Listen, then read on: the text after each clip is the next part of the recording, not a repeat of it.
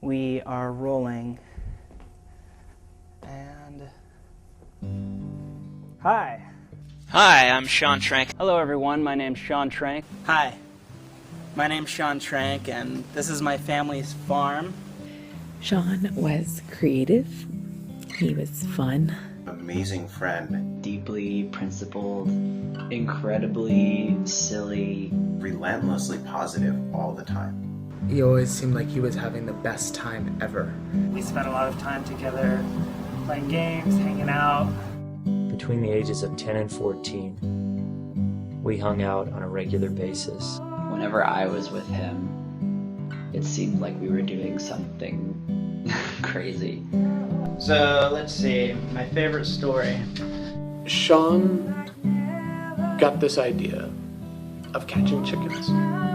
So late one night, we just proceeded to chase chickens for like 3 hours. And it was hilarious, but a terrible idea. That's Sean.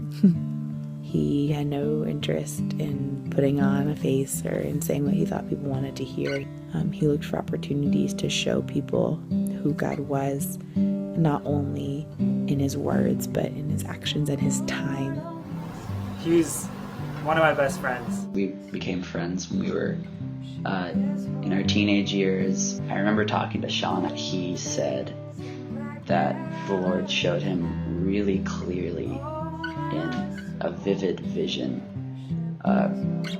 his plan for him. It was after that he started pursuing film. And it's been awesome, really awesome to see God use those talents in Sean and through Sean with Jews for Jesus. To be a minister of the gospel with him was an honor. One of my favorite memories of Sean is from Masa Mobile. Traveled through Israel and India. He gets back from Masa Mobile and he and I are talking.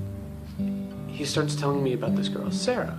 And I ask him, but you mentioned that she wanted to wait and see how things would develop slowly. And Sean looks at me and he says, no, I'm gonna get this one. He was a fighter, even before cancer. Once he had a vision, he was going to tell people about it, and he was going to get people on board. I only had a short amount of time to talk to a lot of you, and I'm the kind of person who likes to come up with new ideas. Sean just wanted to matter. He wanted to influence people. I was so proud of him because he got what he wanted. Sean's faith was such that he would follow God wherever God would take him, and he did.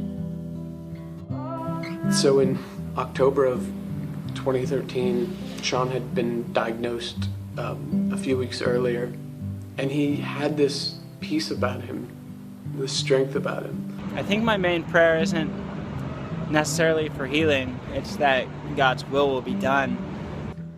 I told him when he first got diagnosed that I was like, hey, I'm finally reading your blog, you just had to get cancer for me to actually start reading it. I think his writing and his work in the last few months was the best of his life. He wanted people to experience a sense of worth and being known that is unusual. He had a real heart to see people excel in their walk with the Lord. It made people want to be around him. Watching Sean battle cancer showed me that what I knew about Sean was only a small percentage of the true depth of his character. After he had been intubated and they told me that he could hear me, I said, I don't, I like to talk and I have a lot of words, but I don't know what to say to you now, because I don't want to say goodbye. And I told him, Sean, whether you live through this or whether you don't, you win. You win because you make all of our lives better. I said Sean was weird, but that was one of the most wonderful things about him. It made him approachable. He taught me so much in life. How he spoke to our Lord and gave everything to him in the end. Enthusiasm and passion and grace and the willingness to fight and at the same time knowing when it's time to surrender. The most amazing thing was that he loved his family so much. We're all gonna miss him. Sean's life will continue to challenge and inspire me and everyone that he's touched. Sean, I loved you very much. I love you, Sean. You'll live with me always. I love you. God bless and journey with me, as I used to say.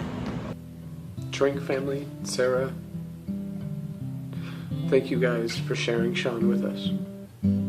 We love you so much.